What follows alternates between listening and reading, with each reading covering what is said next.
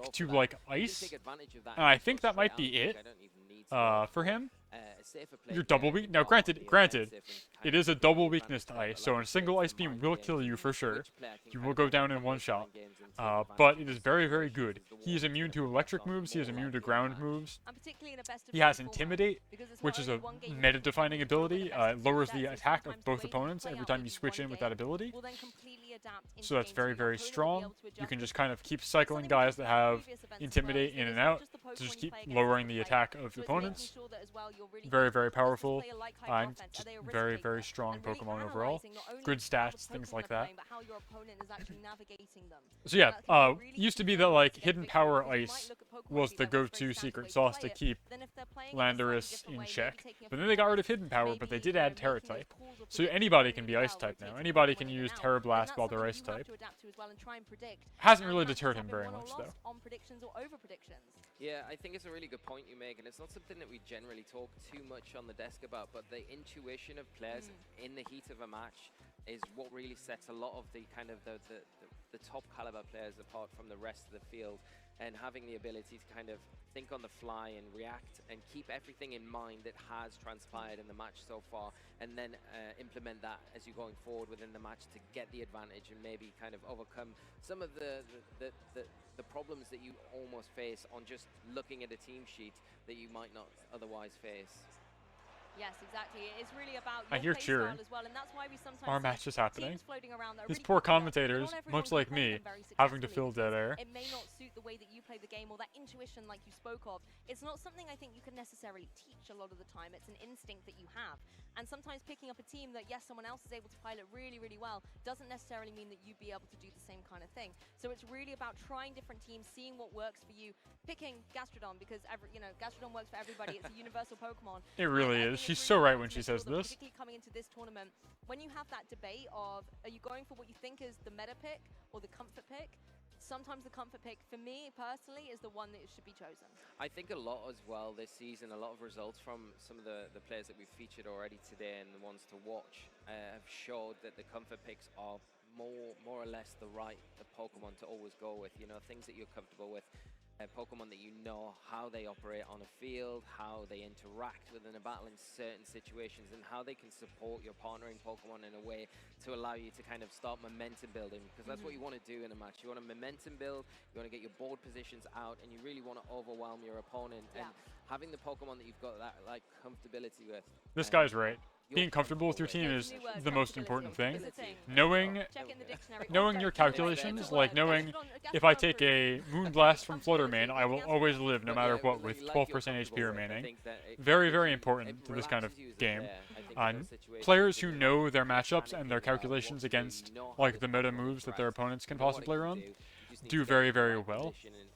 In the last local that I played, right, I knew my calculations very, very well. In round 3 or 4, I fought a guy who led with what was at the time a very, very meta lead of Fluttermane Chi-Yu. Fluttermane, as we established, a very, very high-powered special attacker. Chi-Yu, also a very high special attacker, who has the ability to reduce the special defense of all of their Pokemon by 25%. And so in theory, you could just blow anything up with that, right? That just does unlimited amounts of damage and you have hyper offense. But I knew my calculations. I knew that I had trained my Indeedee in such a way that it could, no matter what, eat both a Moonblast and a super effective Dark Pulse from this combination, no matter what their hold items were, pretty much across the board. And my opponent didn't know that that was possible, and so I was able to get Trick Room up 2 games in a row against this person because I was able to simply redirect both attacks from my Armarouge, hang on there with like 1 hit point after eating a Dark Pulse, go down to the Moonblast, and then have a free switch in that slot for like Torkoal, and then just do unlimited amounts of damage that way. So knowing your calculations is very, very good. It separates the good players from the great players, I think. It keeps you in the game. If you know for sure that you can take a hit for switching in, it opens up a world of possibilities and playstyles, and you don't have to really keep yourself guessing. It's never about what's the optimal play. It's knowing, I will be good no matter what. Comfortability is a huge deal. Having a lot of experience and knowing from experience that you can take those hits from this Pokemon every single time, it really does a lot to let you play more aggressively, make more bold decisions and things like that. There's a lot of transitions with Perish Trap teams. This is And the fortunately, successful Pokemon ones is, we've seen this for the most season. part, a pretty predictable I game. love that you've Like, mentioned damage that numbers because have it slight really, really variance, good. I think and then this sometimes there's, like, is the critical hits and core things that like we have that, seen and there's play move a little bit accuracy, in the format but the so damage far, numbers featuring Glamora are as pretty well, a consistent. Pokemon The we've spread's seen not earlier on usually this very big season for that we could damage maybe see rolls. come into this format this Though weekend sometimes as it well. definitely You know, matters. Gondor's Sometimes you another live Pokemon on as a, well in on that what we say, particular living on a core roll, that we could where if see they had rolled a have higher bigger damage number splash this possibility, weekend. you would have been knocked out. But if you rolled a lower one, you lock out. And I think Yes. weather's been, you know, a key thing that we've seen time and time again, but weather's certainly not something that's been as dominant of late. You know, we're seeing a few rain teams, possibly with, you know, Pelipper coming into the fray and being able to boost up Pokemon like Basculegion with that Swift Swim ability, boosting up its speed, but it's really been more about Sun, I think, so far in this season. You know, having that Torkoal with a Pokemon that's able to... Everybody loves benefit with Torkoal. Growth Torkoal's also ability. very meta I right think now, it's been which really, really makes me happy. I love to see It's weird, Torkoal right? in Because the throughout spotlight. the season, we've seen success from Pelipper, Yeah. with Gavin Michaels having great success with it throughout the season, and other And players as Palafin. well. Palafin. And then we've also just recently seen Joseph Ugarte pilot the Torkoal and the Sun side of things. So both of the respected weathers have really had big impact. Yes, throughout all the 2 season. weather And statuses it's that you just can to have. mention rain in particular, because I think Definitely Pelipper would have aren't been any one of the other Pokemon weather that I would have picked on conditions that you can my Insta have predictions, beyond because sun if and I rain. had another slot There isn't available, I any do think snow, there they isn't could have a any really good sandstorm. impact this We don't talk weekend about because of those. the ability to just bring the rain to the field. Only Only snow setter right now is Obama Snow, who is not very good on account of their typing being Ice Grass. So they're double weak to fire, which is very, very common as an offensive type. And the only sand setter is Tyranitar, who is a pretty good Pokemon. I was running them in Regulations 1 and 2, A and B. Very, very specially bulky, but they just don't really have a place in the greater meta. Sand, no, there aren't a whole lot of other guys that benefit from sand in the same way that they benefit from rain and sun. There are few Pokemon that have like increased speed or offense in sand, so you don't see a whole lot of Tyranitar, but maybe we will see one at Worlds today. Who knows? On those Paradox Pokemon, but also disrupt opposing, strategies from opponents. I wouldn't be surprised if that's why Tornadus is so high up. We are now a half hour because it behind has schedule. that flexibility. That's very You know, exciting. not only things like Tailwind, but I don't you know have what I things like the expected. Sunny Day, Rain Dance as well. It has a lot of flexibility. Yeah. And I'm glad you mentioned as well the Sunny Day, the sun in general for photosynthesis for those Paradox Pokemon that are going to be able to benefit from it, because being able to get the special attack boost or a speed boost from that ability activation, I think can really swing momentum in a match, particularly on Pokemon like Fluttermane. We often see it running that booster energy. I mean, it must be technical issues, right? Maybe somebody's complaining about jet lag really loud. Or maybe, if we go back to my bingo board, maybe turn 1, game 1, we had a disconnect, or a bug renders the battle unable to continue, not a DC. Oh, is there actually a spectator mode this time around, Ty? When you say the new battle setup, I don't quite know what that means. In every other tournament this entire year, they've just had to do capture off of one of the players' consoles because there isn't a spectator mode in this game.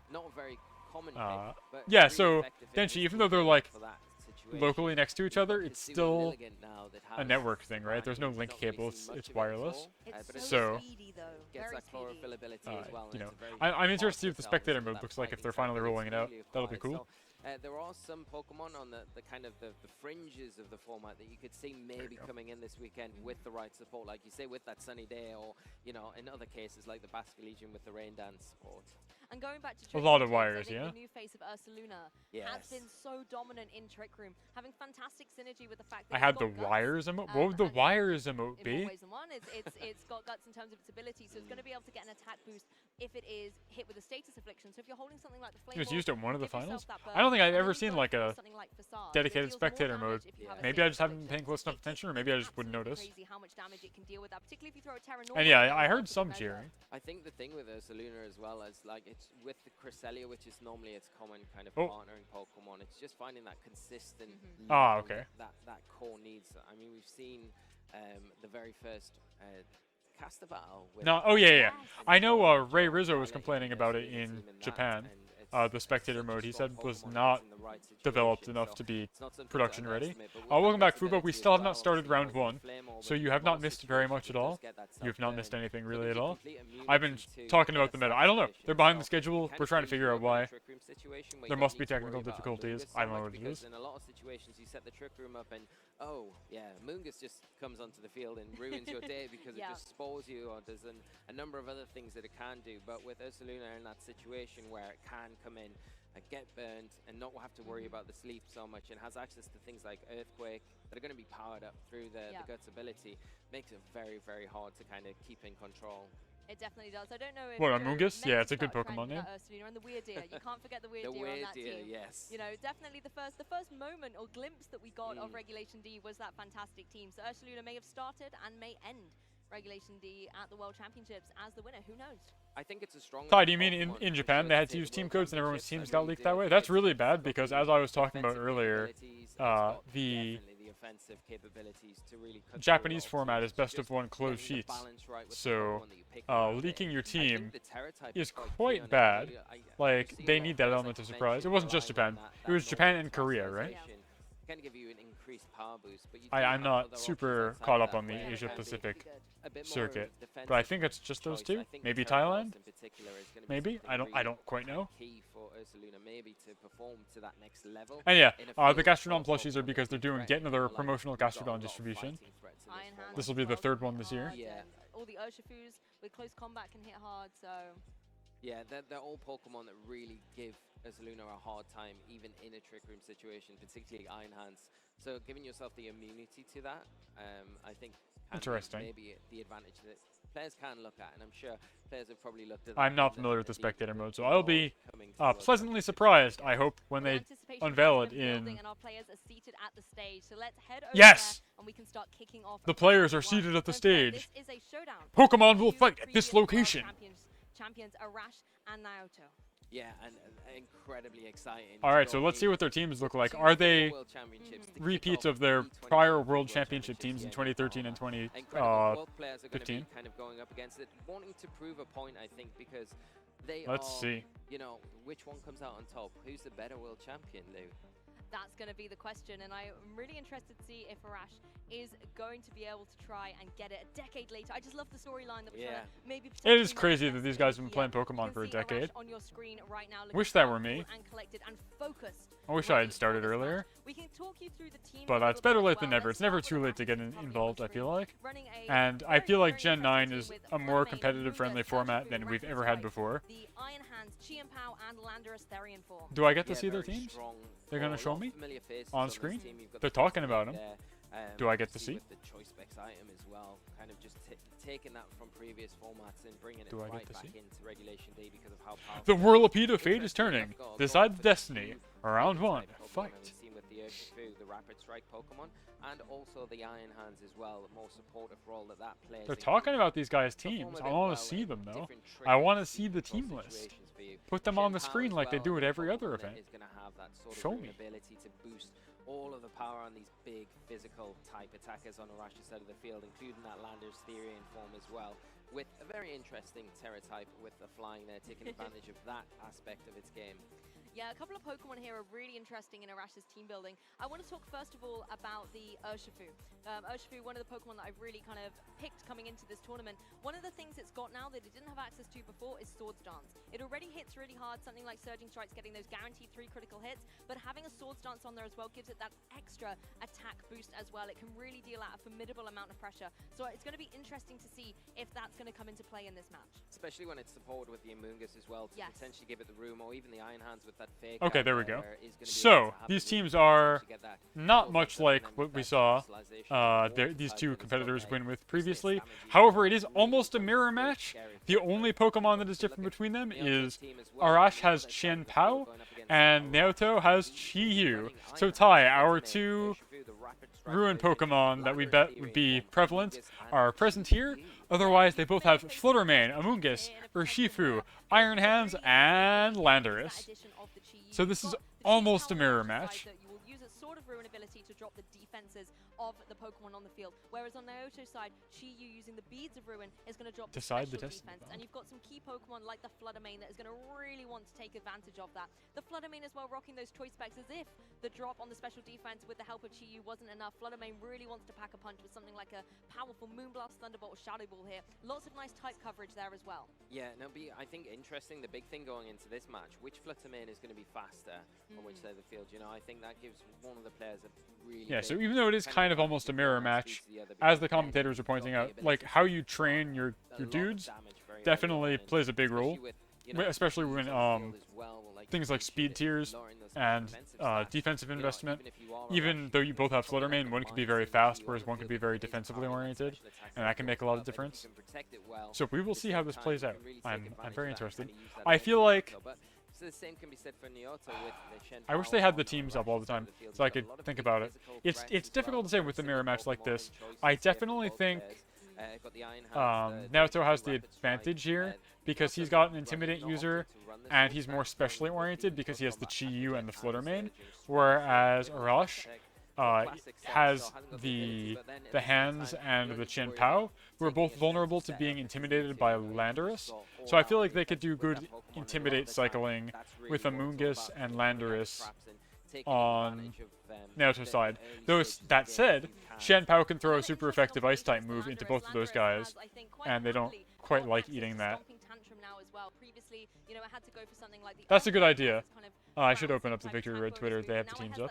I mean, I remember. Like they just showed them, and they're mostly the same, so I do recall. And then Ursha's items matter also a lot. A very, very popular type of item that you'll see in VGC is called a choice item. You've got your choice scarf, your choice band, and your choice specs. Each one of them increases a specific stat by 50%, but locks you into only being able to use the first move you pick over and over again. Alright. This doesn't look like a spectator mode to me. This is normal game capture. Okay, so out of the gate, Flutter, we've got a fake out coming in from Iron Hands, and we've got Chi-Yu. Either of them are very common Terra Grass users. Let me load this. It wasn't ready for World yet. So, Amoonguss is going to want to click Spore pretty badly. Both Iron Hands and Chi-Yu are very common Terra Grass havers. So they could both potentially eat a Spore for free, but the threat of the Spore kind of forces them to Terra, which is quite nice. Looks like they're not even going to try that, though, so somebody's getting Spored. I'm pretty sure. Unless they switch out Amoonguss, who can also eat the Spore. Chi-Yu protects for a Scout, that makes a lot of sense. They eat a Baby Dazzling Gleam because they resist it, as being a poison type. And it's not going to get Spored. Perfect. Very good read from Naoto. Switching into the natural grass type so as not to waste a Terra. I don't know what Terra types his Chi-Yu or Iron Hands are, but if they are grass, that would definitely come into play. And then again, you're forcing out the Terra so your opponent can't use it later, which is very, very beneficial to you. Typically, the later you can use Terra in this game, the better.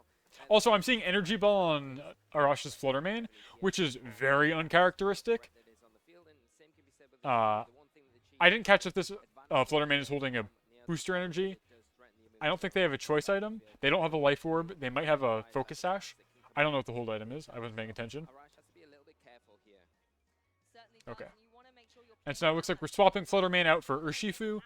Urshifu here is holding the goggles item, which also makes them immune to Spore. A lot of competitive Pokemon is counterplay around Amoonguss and avoiding Spore, which is very funny. Amoonguss survives a Heat Wave, does not get one shot, eats a berry, and is okay. So Chi-Yu is going to sleep this turn.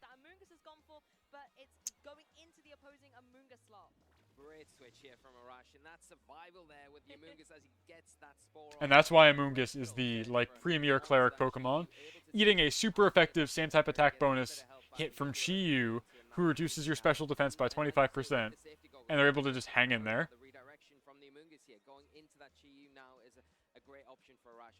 I like Arash's trainer name is Pokemon Uwu.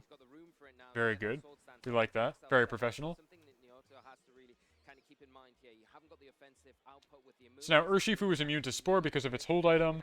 It can safely go for a Swords Dance to double its attack this turn. And Chi-Yu has to either sit there and die to Surging Strikes or switch out. It's a very, very disadvantageous position to be in right now. I guess they're going to pop back hands and try and go for a fake out. Oh, okay. So we're going for the Intimidate phasing, trying to lower the attack of Urshifu, so it only gets a +1 after using the Sword Stance instead of a +2, because you got your -1, +2, gives you a net of +1, so it'll be 50% stronger. And now we've got a fake out coming in from Iron Hands.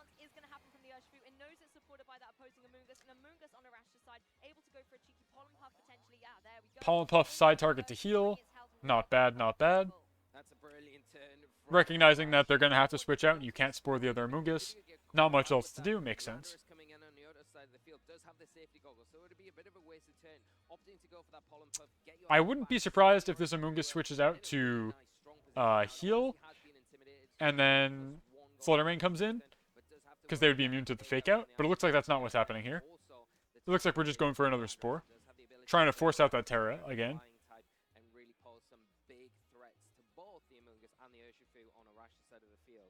That's true. The flying type really detrimental to Arash's plans here. Deep in thought. I mean, Urshifu, it is at +1, and that's still going to hurt on the surging strikes, getting those cheeky critical. Okay, so Ursh is going for the Protect, and it looks like, yeah, we're forcing out the Grass Terror on Iron Hands here. Right? No! Okay. We're going for the Flying Terror on Lando, who's going to now try and knock out Amoonguss in one shot with this Flying Terra Blast. Okay. We like that. Fake out into Protect. Cool. But Amoonguss is not long for this world, unless that was a Urshifu targeted Terra Blast, which it was not.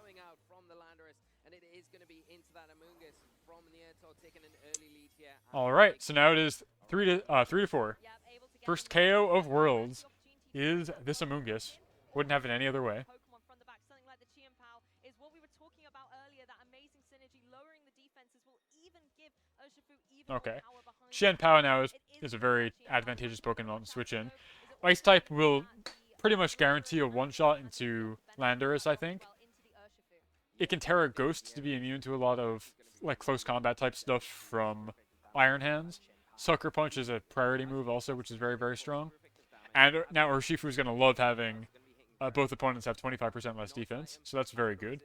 That makes a lot of sense to me. It's just whether or not you can take advantage of this situation with the Urshifu, maybe go for that terrestrialization and go into that Iron Hands and deal with that threat, because it is going to pose a threat to your Shenpao. You have got the Focus Sash here, but you've got to make sure that you are taking one Pokemon down at least this turn. As the commentators point out, Xianpao is holding a Focus Sash, so it will survive at least 2 hits no matter what. Get some good damage in before Urshifu's able to retaliate, but if you always go for something like an Okay. Jet, try and get that priority. Landorus actually getting out of here, wants to be preserved for Are we later. sacrificing Chi-Yu? What's happening here? Action against Arash later in the match, and the sleeping Chi-Yu joins the field. Yeah, and you've got to imagine Naoto wants to keep that Intimidate preserved for Interesting. this game to bring in to reduce the attack again on the Shenpao and the Urshifu that is sitting on +1. And we're back to turn 1. He's gonna re-enter the field of Chi-Yu coming Looks in. like it's going to be a Terra Ghost, I would assume. He's not going to be able to do anything this turn, but we are going to see Yep, the there we go. terrestrialization from the Shenpao of all things on Arash's side of the field, going for that Ghost Terra. So it was anticipating a close combat from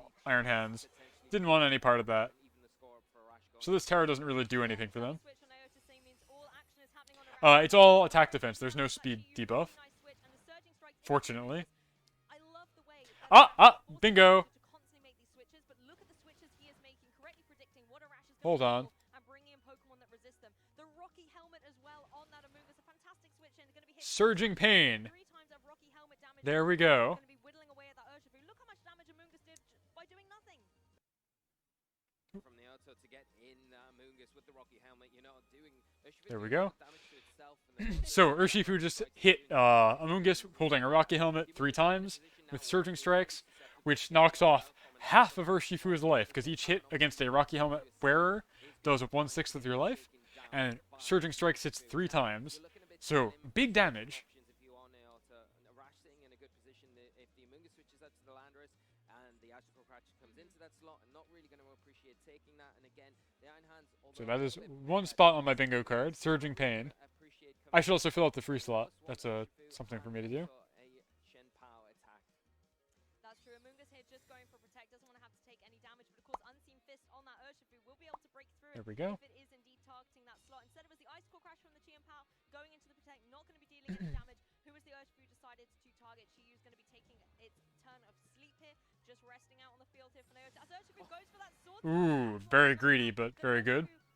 Is in a prime position to Banking that Chi-Yu is going to stay asleep and going for another Sword Stance to further boost your attack, offset that Intimidate. Not going for the attack here, taking the chance. And he can't really swap in to like Intimidate phase, because if they punch you, you're just going to go down anyway. I think this Urshifu might have reached critical mass. Their only real counterplay is to get hands in here and fake them out, and then knock them out the same turn. Contend with the speed tiers here. The safety goggles gives you immunity from the rage powder, so you can just go for that knockout straight into They can't be spored because of their hold item. They're going to go for the Intimidate phase, I think. leave the field for Naoto. Yeah, that's the thing. Nope, is okay. crystallized at this point. Landorus has already taken that, so the Aquajet can go I guess straight they're just into it, banking on the gets free the switch, knockout, and now we're sacrificing gonna Chiyu. see This is someone in from this the is back. rough. See the switch for that I think Ice Cold Urshifu has reached like critical mass. generator ability to get a little bit of health back for the rest of this match, but the Ice Cold That Crash does will so get much. onto that Iron Hands, takes a sizable chunk of damage. Yeah, and that's really key damage there onto the Iron Hands, because it probably puts it in range now, even after an Intimidate. So again, Qian Pao's ability reduces the defense, physical defense of all other Pokemon, including your own ally, by 25%. Urshifu now has +3 attack, which is 2.5 times their normal attack. They have Aqua Jet, which is a priority move. Qian Pao has Sucker Punch, which is a priority move. The only counterplay they've got here, and they don't have a way to do it now because they've got this Amoonguss on the field, is to fake out Urshifu and then also hit them with a super effective attack and knock them out in one go. That's the only way you're going to get respite from Urshifu just running over your team, I feel like. That said, Urshifu also can't touch Amoonguss or it will get knocked out, because it'll just get knocked down to Rocky Helmet. This should knock out Amoonguss, though. Okay, now we are down. It is now 3-2. And Landorus is now staring down the barrel of a boosted Icicle Crash while flying type. I think this one's kind of in the books. I think Arash making the right choice there, because not going for the detects, just going saying, well, if you fake out my Urshifu, I'm going to get the attack off with my Shenpao, I'm going to take down your Amoonguss. If you don't fake out the Urshifu, I'm taking down your Iron Hands. So really locking in his position and solidifying where he is in this match, making it very difficult for Naoto to kind of come back here, because as you say, the +2 Urshifu at this point is in a position to take down that Iron Hands. It is going to outspeed it, and all the Shenpao needs to do is go for that Icicle Crash into the Landorus, and it should pick up the knockout even. Well, maybe not -1. Maybe you need to double into that slot, but Arash got the I think you just Icicle Crash into the Landorus, and then yeah, there you go. If Icicle Crash connects, this is game.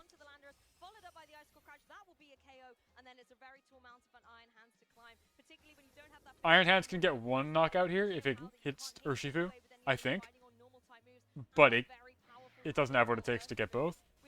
Qian Pao has a Focus Sash anyway, so it wouldn't even matter. I think that's that.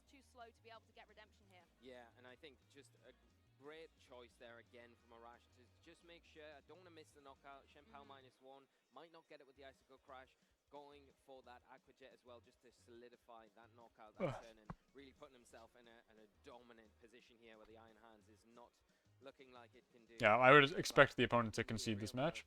There's no way. So I think Arash locking this first game up, and really in dominating fashion as well, utilizing that sword stance. So it seems like the Qian Pao Ice type really... Wow, that did very little, but this should do... Yeah, there you go. Only needs the one surging strikes there, the one critical hit to be able to seal up. The Ice type from Qian Pao, I think, really kept Landorus from doing anything that game. So I think Arash has the advantage in this almost mirror match. How would I... If I were a Naoto, how would I change this up for game 2 is the question. I don't know. At the start of the game, there could be quite a unique option for him, and he really utilized. I don't know what Terra type he has on his Chiyu. I'm assuming it's Grass, but it might be Ghost. If it's Ghost, you can go for the fake, like into a fake out, no problem, and just go for a big spread attack. I don't know. This is tricky. These teams are so similar, but I think the ice coverage that Qian Pao provides is just very critical here. I think that's going to make the difference. Switching in on the surging strikes, where it did take that big rocky helmet damage, taking more damage than it did to the Amoonguss. So it is an effective Pokemon. I think you've just got to use it in a little bit of a different light. And obviously, I think the one thing that you are having to do if you are Naoto is get that Landorus in a position where it isn't going to be threatened by the Shenpao, where you can threaten the Urshifu with that flying terrestrialization. And maybe you need to mix things up here, but Arash coming out in dominating fashion in that first game, giving Naoto everything to think about to tie this up, to take it to a game 3. I think if you're Naoto now coming into this game too, I personally would really like to see the Fluttermane come into action. I Yeah. think, again, it can apply a lot of pressure to something like the Urshifu and try and stop it in its tracks before it's able to get up those sword stances. And you can start applying pressure to it with something like a Moonblast or even the Dazzling Gleam for that coverage. It is rocking that choice specs, and if you do pair it up with something like the Chi-Yu, using Visa Ruins to drop the special defense, then that will allow Fluttermane even more flexibility going forward. Of course, Arash has a Fluttermane of his own as well, and an Amoonguss that we've seen piloted really, really well. That's something that Fluttermane would have to work around. I think really, like, when you look back at that first game, you make a really good point about the Fluttermane, because I think where the Amoonguss survived on about 20 HP, Yeah. if you've got the Fluttermane out beside the Chi-Yu, you've got the ability to just get that chip damage that you need with maybe a Dazzling Gleam in that situation, where then the Heat Wave is going to pick up the knockout onto the Amoonguss, and then that really puts the match in your advantage on your side of the field to really kind of start taking things forward and dominating from that position. But with the Amoonguss surviving there, it really just shut down the Chi-Yu, and you don't want a repeat of that going into game 2. I think that's something that you outlined great there with the Fluttermane. It does give Naoto the ability to really get rid of the Amoonguss before it becomes too much of a hindrance from your side of the field. Yeah, Chi-Yu, I think, a little bit underwhelming All there. right, game 2. How have we changed it up? Arash's Pokemon, but it's back here in the fray with that All right, so same lead from Arash, who felt really confident about that, I suppose. Yeah, we are going to see pretty similar leads to what we did in game 1. But the Iron Hands is different. I don't know what that does for you, though. You can't fake out the Fluttermane. You could try and go for an attack into it. I think you're going to have to tear out the hands. Does need to worry about taking an attack from the Fluttermane, of course, but it probably is able to take at least one attack from the Fluttermane. Yeah, I think you're going to have to go for just a quick knockout into Fluttermane, or make them switch. And you're going to need to Terra Grass. And then you could go for like a Heat Wave at the same time with Chi-Yu. The thing is, there's not like any synergy here. Like, oh, well. Nearly a one-hit KO. Big damage. Choice specs Moonblast with Beast of Ruin activation as well. Heat Wave's gonna retaliate though. And All right. able to get the knockout That's off. another item on my bingo card. How it's done. This is how you get a one-hit KO in this match. Chi-Yu, one shot. Oh, wait, no, sorry, it's a resist. Never mind. Coming out from the auto there, not one to mess around, and the heavy slam gonna be a knockout, clean knockout from the Iron Hand. That's what I was talking about, though. You have to go for a knockout into the Fluttermane. Lead in this game 2. Game 2 is looking much better. Game 2, he is not messing around. Getting a solid double knockout in that turn 1. No fake out to be seen. That's really, really good. That is a great adjustment. And surviving that Moonblast is maybe a rule. But maybe he knew his calc. Maybe he was doing what I was talking about earlier, where he knows no matter what, it can't happen. Now, here's where things get problematic, though.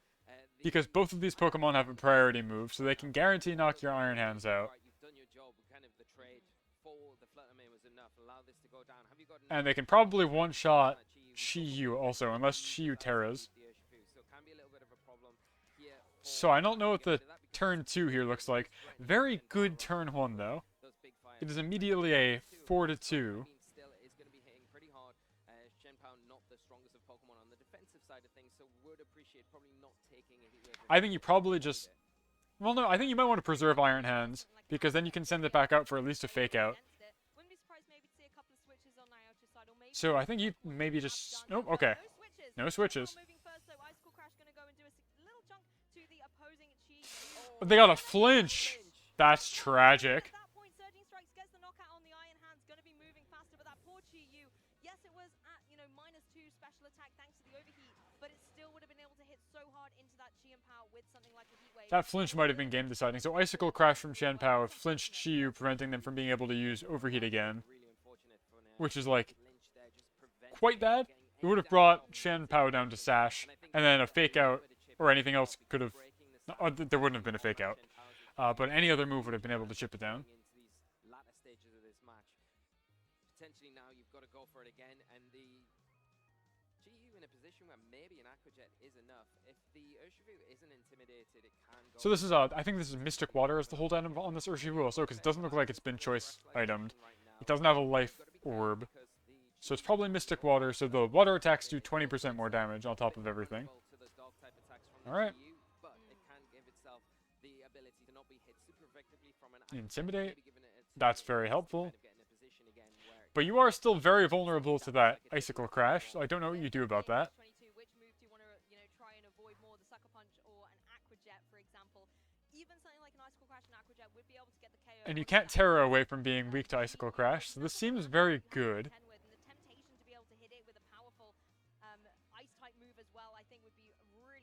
Terra Water, and time to do big damage. Landorus from play before it's able to maybe try and deal damage to the Urshifu. Yeah, and I think the Landorus in a position here where it's going to be hit super effectively from the Shen Pao, of course.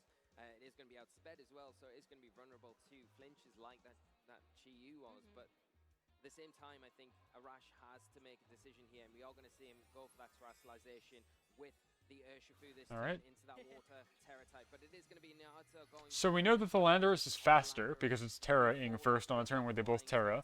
That's interesting. Damage from the Landorus and reduce the super. But he's going for an Aqua Jet, right? Attacks from the Shen Pao. Yeah, instead of being 4 times weak, you're now only 2 times weak. That might be the little bit of defensive bulk that you need to be able to survive a powerful Icicle Crash. And he's not going to hit super effective with the flying type move Landorus into Urshifu because Urshifu is no longer fighting type. So what do? We Aqua Jet, we knock out the Chi Yu. Icicle Crash is going to go into Landorus, which is also probably going to knock out. And then it's going to be Flutter Mane versus the world into a sashed Xian Pao. So even though he had that explosive turn 1, I don't see a way he comes back. That doesn't... Okay, that doesn't one-shot. I thought that would. And the Terra Blast coming out. Which target is he went for?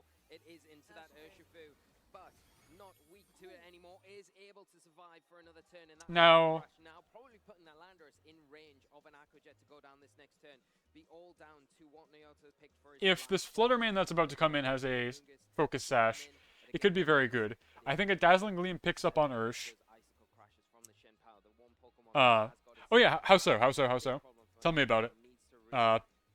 I'm sure I'm doing middling to poor commentary right now. But if this Flutter Mane has a Focus Sash, it'll survive at least 1 hit from. But then the Surging Strikes hits 3 times, so it doesn't really matter. I think what's going to happen next turn is Flutter Mane's going to come in. Oh, they don't have Flutter Mane. Okay, never mind. It's very bad. They're going to Rage Powder. And they're going to be okay is what's going to happen. Yeah, and you've got to think now Naoto's in a really difficult position. Am I really? Okay, that's good. So what's going to happen this turn is Amoonguss is going to use Rage Powder, which redirects all single target moves into it. So Urshifu's Aqua Jet's not going to land into Landorus, and the Icicle Crash is not going to land into Landorus. We'll get a knockout onto the Urshifu, I think. And then we're going to keep using Rage Powder until we're able to secure a victory here. That being Amoonguss and not Flutter Mane is actually a huge deal. If Urshifu actually connects with the Amoonguss here, it might knock itself out. No? We didn't? Huh? Oh, right. I forgot already. We know what the Urshifu's hold item was. It's not Mystic Water. Urshifu is holding Safety Goggles, which makes it immune to powder-based moves, like Spore, like Rage Powder, so there was no win condition here. Never mind. It's over.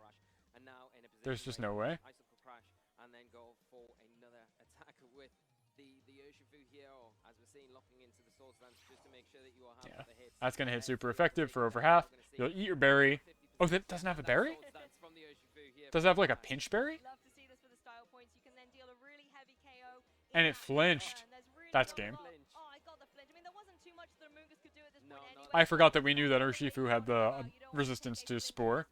Again, like, a huge majority of the Pokemon competitive meta is dancing around this guy right here, is figuring out how to have your items or your types or abilities prevent you from being able to be susceptible to Spore and other powder moves. So the Safety Goggles hold item, very advantageous. It protects you from Sandstorm.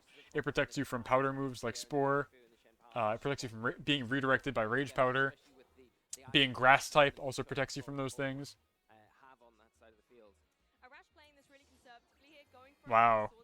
This is crazy. This is like playing with your food, I feel like.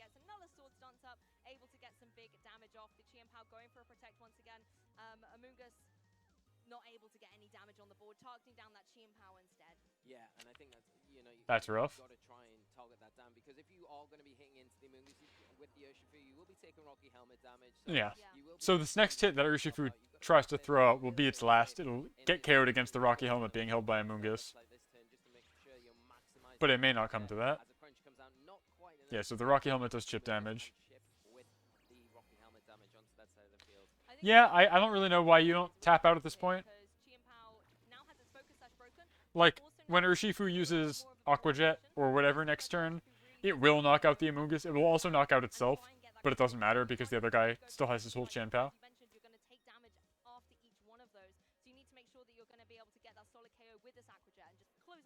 Yeah, making sure that it is. It's +5 at the minute. So +5, like, it's gonna knock out, buddy. It's fine. Just go for it. Just send it. to get the knockout on Amoonguss from this range here that the Shenpao's kind of worn it down to. There you go. And there All we right. go. So Arash Taking game 2, from wrapping up this first 2013's round, and champion here, Arash, takes game 1, or round 1, so really 2-0 dominating fashion against here as well. 2015's winner. Arash, and Pretty cool. what a great way for us to kick off this World Championships here in Yokohama. Yeah, and look at the camaraderie between these two world champions. They both know exactly what it takes to be able to get to that #1 spot, and Arash carving out a I don't know. There's only been a couple past champs because they've only been doing this since 2008, right? But round 1 here was 2 previous champions. Said this going into this match, 2 world champions coming into this first round here, and what a show. I'm sure they will call attention to it next time it happens as well. Really great performance from Arash in particular. Naoto coming out in that game 2 really looked. Now the real question is, how long do I have to wait until the next Arash next had that round? pole position with the Shenpao and that Urshifu, and really utilized these options Hey, be nice. so well in that That's true. kind of bring it There are people who are playing who were at the time they won seniors division champions, and because of this many years later now are now playing in the masters division.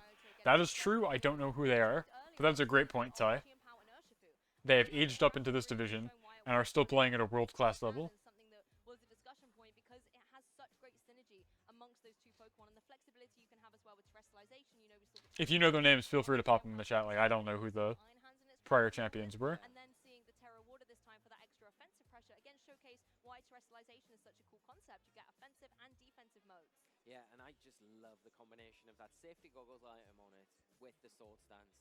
I think we saw there the opportunity. He's to right. probably arise Safety goggles, much very, very later good. Going forward for Arash as well, where he's going to have the chance to get that sword stance set up, and you don't really need to worry about the intimidate at that stage. He really locked down those key moments where he knew he's got a free turn to get the sword stance up. Even So, in game 1, that as I second was sword talking stance about, to we've got solidify his position with it, Flutterman, and I think very, very high usage here. stayed in that position where he Masters got and that NIC champ was a quick seniors player. knockout here, but Ah, just that's taking cool. a step back, almost relaxing into the game there, not panicking in those situations, not really needing Oh, to- Tom, you're gonna hop on? That's awesome. Thank you so much. looking at the overall picture being Had a shiny Cleffa run. That's tragic. You'll have another shot in the DLC though, because Cleffa's coming back such convincing in back the excited to see how Mystery far of Area Zero. this weekend. Exactly, and it's a shame. I kind of still That'll be exciting. The number of follow me users will Yeah. triple. That in the back, something like a powerful dazzling beam to two All right, Pokemon there. Urshifu. How often do people run Obviously, we saw the Terra Water, goggles on this guy? not as Not very often. So Urshifu, Rapid Strike, the guy we just saw, the big bear, 45% usage on the simulator, and then on cartridge, it doesn't have a percentage, but they're still number 3, right? So how often do people run that specific item that we just saw, the safety goggles to protect them from Amoonguss? Well, not terribly often. On cartridge, which is kind of skewed towards the Japanese players, a lot of Western players play on the online simulator. I can answer that question in just a second, Fubo. That's a very good question. Yes, we've got a little bit of a replay here as well. So, If you've only just tuned in and missed some of the action, a fantastic safety duo goggles, between niche two pick. previous world Terra Grass, champions. kind of also niche. There. But both of these are explicitly just to deal with Amoonguss. So much momentum, so much damage from these powerful Oh, we water saw this types happen. that We are don't need to. able get all the Okay, so to answer your question, why people use Rapid Strike Urshifu, there's pretty much one big reason for it, and that is because Focus Sash is an item. Now, Focus Sash says if you have full hit points, you will survive down to 1 hit point once. So even if you heal back up after that, you know, you'll survive. But because Surging Strikes hits not 1, not 2, but 3 times in a row, you can bring something down from full to like 60%, from 60% to 30%, and then knock them out, totally ignoring their Focus Sash. And because, as we established, Urshifu's signature ability is that it can pierce protect with contact moves like Surging Strikes, even if you protect and have a Focus Sash, it can still one-shot you in 1 turn. Very, very frightening. That is why people use Rapid Strike, because Surging Strikes hits 3 times in a row for a third of the damage that single strikes. Yes, that's another reason Population Bomb is really, really good, because it can get around Focus Sash, which is a very, very meta item. I am joined here by Arash Ooh, Omadi, Cybertron's winner of on. that first round, and of course the 2013 World Champion. Arash, we were talking before this interview. It's surreal that we're standing here 10 years after Worlds and getting to witness This interviewer, Aaron Cybertron Zhang, very good PokeTuber. I was really excited to play against one of the very best in the world right now. After I took a long Yes, break, sorry. like I tried to get back this year. I think I still have to improve a bit, but yeah, it was really exciting games. I think all things considered, I played pretty well. Yeah, definitely. You mentioned taking a long break, and for those that don't know, of course you won Worlds in 2013, you got second at Nationals in 15, first in 16, and then top 8 at Worlds in 2018, but we haven't seen you really been playing too much in the last few years, so kind of walk us through what you were really up to. Like I think after Worlds 2018, where I got 6th, I kind of like took a step back a little bit, and like, but I've been missing this. So I think right now I want to get back to like the top, like I used to, and then we'll see what's next. But yeah, I think we'll see how it goes today. Really, I think even though the prep was a bit rough, like 1 month to prepare, new format. Metagame changes every day, but I think the team I ended up bringing, I think, is pretty good. So maybe I can do a deep run with that. Yeah. Yeah, I want to talk about your team specifically because we saw you use a really interesting Urshifu set with the safety goggles and the sword stance. So super dominant, of course, in that very first game. And so how did you come up with the team in general, and what was your approach for team building this tournament? I played like a core of Urshifu, Chien-Pao, and Flutter since the beginning of the format, and I swapped the other 3 a lot because I thought they were really strong. And like Urshifu used to actually be protective pads. And then like my friend Luca suggested me to use goggles, and I thought it was much better. So the protective pads item he's alluding to is a hold item that protects you from effects that would happen to you when you make contact with a target. So because of his Among Us, in that case, it would protect you from the Rocky helmet that the Among Us has. All of Pokemon, all of competitive Pokemon, is building your team such that it can get around Among Us. Like, it's a solid 50% of team building is how do I deal with Among Us. You're willing to dedicate entire hold items to dealing with counterplay for Among Us. Yeah, I definitely want to talk about Game 2 a little bit because I think we actually saw the same leads come out, but turn 1 was very different, super explosive. He went for the double KO immediately. So what were you thinking after that turn 1, and what did you think was your path to victory afterwards? I think he got my play really well, and like, but I also thought I could do it even after that turn. Like turn 2, a lot of things could have gone on, and like basically I thought, like I tried to consider all the options, and I thought my play was good because like the Chiyu could stay in, but even if it stayed in, I had the flinch chance. Also, I felt like he wasn't gonna switch in Among Us on the hand slot. So I think I felt good about that play. Of course, he made the correct play as well, so I got a bit lucky. Could have potentially gone to a game 3. But overall, like, I think I'm pretty happy with how I played. One thing I want to talk to you about quickly is the decision to run Icicle Crash on the Chien-Pao. I think coming into this tournament, people have been debating, you know, do you go with the Ice Spinner or do you go for the Icicle Crash? Obviously, you can miss with Icicle Crash, but you can flinch, and of course, Rocky Helmet does not affect that. So did you think about Ice Spinner, and what was the decision for Icicle Crash? I mean, if you run Rillaboom, obviously Icicle Crash is better, but I also feel like Icicle Crash is just better in general because there's a lot of Rocky Helmet in this format because of Urshifu, and Chien-Pao is Sash, so if Sash is broken, that's really bad. So I just think it's better. That makes a lot of sense. I know you mentioned earlier you're coming back from a long break, so what does it feel like to be competing at Worlds again? I'm not sure, did you play at Worlds in 2019 or 22? 2019 I went, but it was like more casual, still made day 2, but I didn't play that season. So like this is the first time I'm kind of trying to do well since 2018. Then, wait, what was the question again? How does it feel, man, being back on the world stage and to start off the first round playing Naoto, you know, it's crazy. This is actually the first time I win on stream this year. That's amazing. Naoto, it's so crazy. Like, what is going on? That's amazing, man. Well, you know the next round is about to start, but before we say goodbye, do you have any final words or thank yous you want to say for today? Everybody's nervous. No, not for now. Maybe like I go on stream later, I'll do some shoutouts. Right now, I'm good. Yeah, okay, locked in for the rest of the tournament. We hope to see you tomorrow, man. That's going to be us from here in the interview, so thank you so much for joining us, and we'll be back shortly. Thank you so much, Aaron, and to Arash for that great interview and some really good insights there from Arash on the choices, why he made them, and outlining how little preparation all of our players have had coming into Regulation D since the announcement, and kind of preparation coming into the World Championships. Everyone's been on a really tight schedule. But Amoonguss has been good since the day he was born. That's the funny thing about Amoonguss. They just gave it everything it could ever want. It's got a really good typing, in grass poison, you resist a whole lot of things. You've got to have a little bit of luck if you are going to go all the way in. Have a lot of bulk. Your ability makes you heal 33% of your life when you switch out and back in. Crucial, and I think you have Spore, which is a move that guarantees the opponent goes to sleep unless they are holding a goggles, unless they are grass type, or have the ability Overcoat. Those are the three conditions on which you will not be spored. Or an ability that makes them otherwise immune to grass type moves. Yeah, I think it's definitely But it's 100% accuracy, puts them to sleep.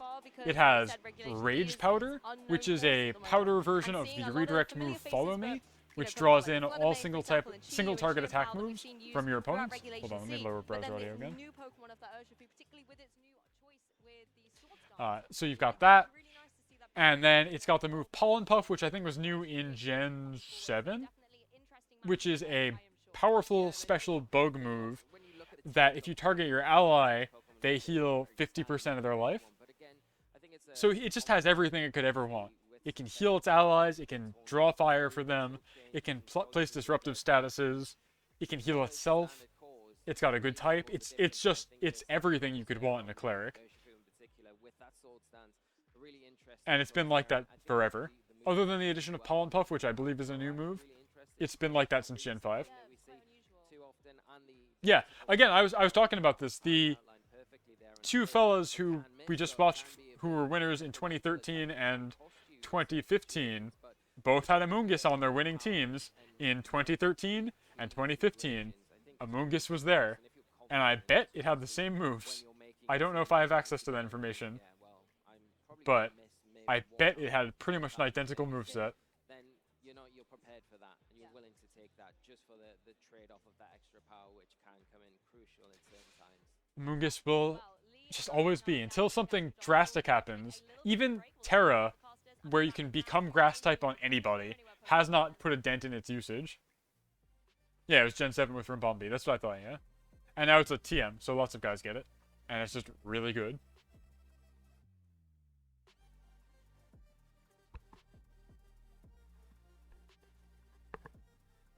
Rocky Helmet, very good at, because it can draw in fire with Rage Powder, like I was saying.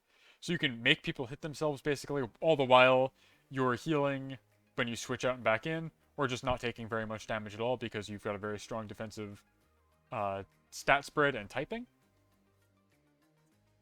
So, like, again, Urshifu is very, very good, but Amoonguss kind of counters it directly, unless you have those goggles which prevent you from having to attack it, because it will resist your 3-hit always crit water move, and you will hit it 3 times into its Rocky Helmet, taking 1/6 of your life as recoil each time because of the helmet. So, like, what are you gonna do? Amoonguss, threatening the strongest offensive Pokemon in the meta right now, is just really, really good. It gets you together to meet people, to hang out, to socialize, to have fun, have a good time, be in each other's company, and it's a really great thing.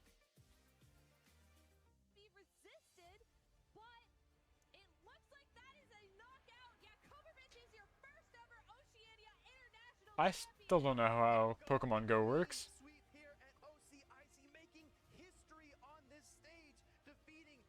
Yeah, oh yes. I mean, Rocky Helmet would completely destroy a population bomb. You have, and that's like why Open Team Sheets is a really good format, because on ladder, like, I won't know if my opponent just randomly has Rocky Helmet, but in an Open Team Sheets format, which is what this is being played on, you know that your opponent has that item. You know what items they're holding, so it makes you play different, which is like kind of good in a way. It's like more exciting, I think, as a spectator, to see people know what they have to dance around than to just accidentally make the move where they, you know, throw their big powerful move into a Rocky Helmet and get knocked out because of it. Them knowing that they can't use the move they want to use because the opponent has the counterplay, I think is interesting. Watching them make the move anyway and be punished for it is not as interesting. So I really like the open sheet format. It's like a form of détente, right? Like one sword keeps another in the sheath kind of thing, where yeah, exactly.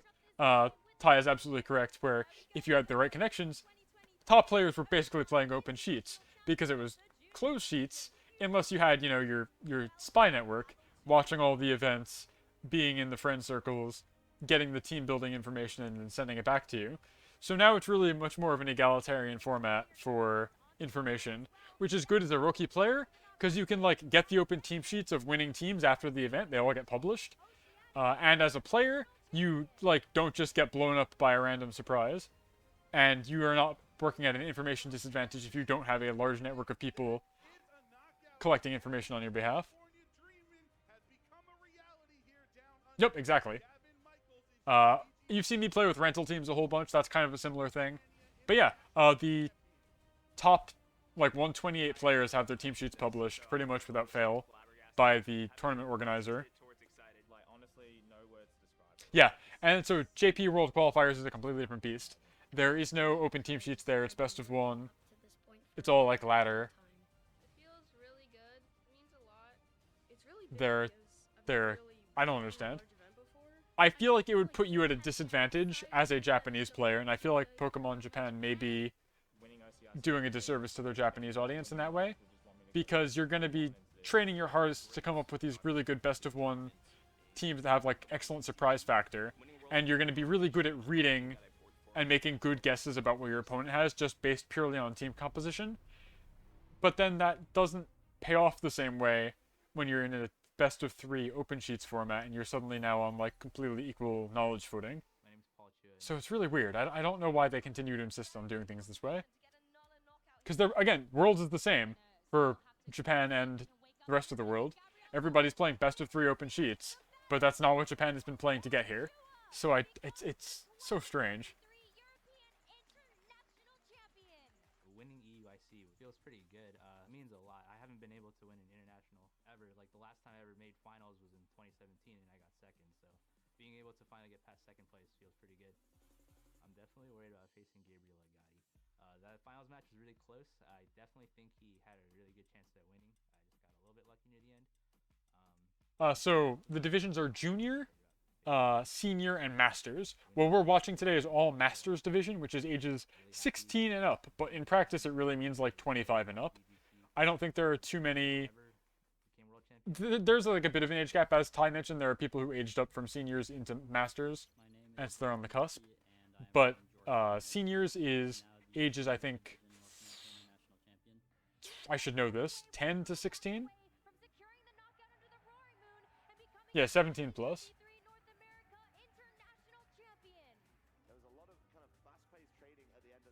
And then juniors is, I believe, they implemented a age lower limit on it this year for the coming season. I think it's 5 to 10, and then seniors is 10 to 16, and then 17 up is masters. I think. It's written down somewhere. I haven't had to know this because I haven't officiated a tournament yet. I've just been judging mostly, which is a little bit easier. But those are the age divisions, and then so yeah, 17 up is masters, and we're watching masters today. Football's question: can you destiny bond your own Pokemon? Like in doubles, one of your Pokemon destiny bonds the other. So you're saying you use destiny bond and then knock out your own Pokemon so you both faint? Yeah, you can do that, but why would you want to? If you're asking if you can apply destiny bond to an ally, no. You can't like cast it and then if they get knocked out, it doesn't work like that, no. So I'm not sure what you mean. Welcome back to the lounge, or welcome welcome to the lounge for the first time for us. I know some of our friends on Go have been having a great time with it. I'm Adam Doricott, joined by the ever-knowledgeable Scott Glaser, and a very special guest for the weekend, somebody we've not seen in a little while, Ray Rizzo. Ray, hey, Ray's here. How on earth are you? Adam, it's great to be back. You know, I've been playing VGC for the last 15 years, ever since the beginning, and this is the first year we're actually in Japan, and it's just an incredible atmosphere here. Even so Ray Rizzo here won Pokemon Worlds 2010. Ray Rizzo won Pokemon Worlds 2011. And Ray Rizzo won Pokemon Worlds 2012. 3 years in a Yes, I row, think so. back-to-back You've world just moved champion. halfway around the world. League is ahead of Now, everybody yeah, else. a quick- Nobody's what is it? ever Quick even won train ride. twice other than Yeah, him, Tokyo and he to won it 3 Yokohama. times in a row. Super easy, super quick. So you Yeah, should he listen did to it. what he It's has to great. say. It's fantastic. He's Of a course, very Scott, knowledgeable thank you member for joining us of the once community. again. Have you been around as long as Ray? Longer? Where are we at on that comparison scale? Yeah. He's got me by Ray 3 years, actually right? moved to So, Japan inspired by Ray's after- championship victory in 2010. I guess after I winning a would've, whole bunch. I think would have been the U.S. Nationals right before that would have been why I started playing. Where I've been doing singles for a while and kind of was eager to check this thing out. And then I thought it was just gonna be a quick experiment. Like, oh, I wonder what this is like. And then here I still am, 13 or 14 years later. Funny how that works. We're all still here. 15 years later. Sorry, Fuba, I don't understand your question. You're saying if I have a Shedinja and a Ditto transforms into Shedinja and Destiny bonds, so it has the same immortality as Shedinja. Doesn't even need to have a Ditto, actually. Just someone with a Destiny bond and Shedinja. I don't understand. I think you may not know what Destiny bond does. Destiny bond means when you get knocked out, if you get knocked out this turn, the guy who knocked you out also faints. So I'm not sure what you're thinking of. Destiny Bond is the move where if you take lethal damage this turn, the Inflictor also goes and gets knocked out. And it fails if used in subsequent turns. So you may be thinking of something else. Some of them are definitely like, if you open the ladder up, you'd probably see basically the same thing right now.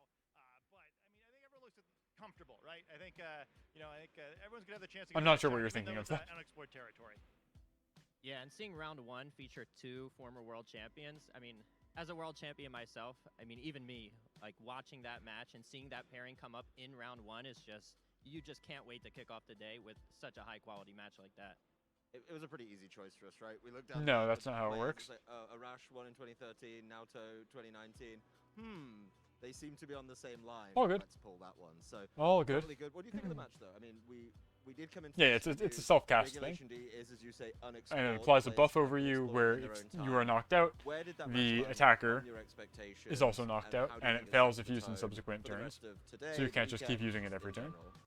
Yeah, I mean, it was kind of nice to see Arash using another powerful Ice-type Pokemon. I remember casting him win his World Championship in 2013. It was a very Mamoswine-focused team. So his new Ice-type's a little bit thinner and more agile, but it feels like the right vibe for him, right? But no, I mean, I thought it was pretty cool where, I feel like in this tournament, the way to win it's kind of like, all right, I need to respect the fact that there are a lot of really powerful Pokemon in this format, so I can't use Pokemon who are maybe too low on the stats end, or at least too many Pokemon that are really low on the stats end. I think instead kind of the solution to this format is like, all right, well, I'm going to use like 4 or 5 of the Pokemon that maybe everyone's expecting, maybe 1 or 2 Pokemon that are a little bit sneakier, and then kind of maybe some training that sets me apart with all this Pokemon. Some tech moves that people aren't expecting, maybe some Pokemon that are trained to be a little more defensive when my opponents are expecting offensive, or more offensive when my opponents Can are you expecting transfer or defensive. get Wonder Guard I from think that Shedinja in some way? really stood out to me in that match. Yeah. It was that Swords Dance. I think Skill Swap still works on it. And actually, no, it might not. Yeah, that might be one of the moves that. Yeah, actually, you can't skill swap Wonder Guard. So your only way to do it would be transform, like you said. Whereas Arash's actually dropped close combat. I don't think there's any other way to do it. Skill swap, I don't think works. I think it will fail if you use it on that. There's a couple abilities where skill swap fails. There's like that. There's the Photosynthesis and Quark Drive from the Paradox Pokemon. Anything that like is really tied to the Pokemon, like a form change, will also fail. I don't know. I mean, it's all scuttlebutt anyway, because Shedinja is not in Gen 9. It is not in Pokemon Home. You cannot transfer it in to the current generation. So it's kind of a moot point. In previous generations, you might have been able to, but it's just not doable anymore. Swords Dance is really, really good. I'm going to make room for it, drop the Assault Vest, and get it going. And I like that Arash has looked at that and said, okay, well, what if Urshifu had +2 attack? Oh, that would actually be crazy, because then you can't protect and you can just knock anything out. So it feels good. Urshifu only coming in at 3rd, I believe it was, on our usage. Iron Hand's actually staying above it.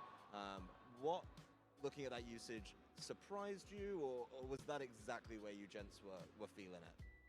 I mean, I certainly wasn't expecting to see Flutter Mane at, somehow going up regulation over regulation. I mean, certainly it's fantastic, right? I mean, I think everybody kind of like had it penciled into their teams and like needed a really good. Oh, Trace might be able to take Wonder Guard. You're right. To be quite that high. I mean, think that is a really interesting you're thing to talking watch about stuff that would moving never come up in forward, where, competitive anyway. the So teams like, that have really good for example, solutions so for Fluttermane, actually they here's a feel really pretty good Like, I think, case study, right? You can think about kind of those tech moves. Why is what Fuba is describing, where you're trying to set up to get Wonder Guard onto one of your allied Pokemon, not really a competitively viable strategy? So there's a couple of reasons for that, right?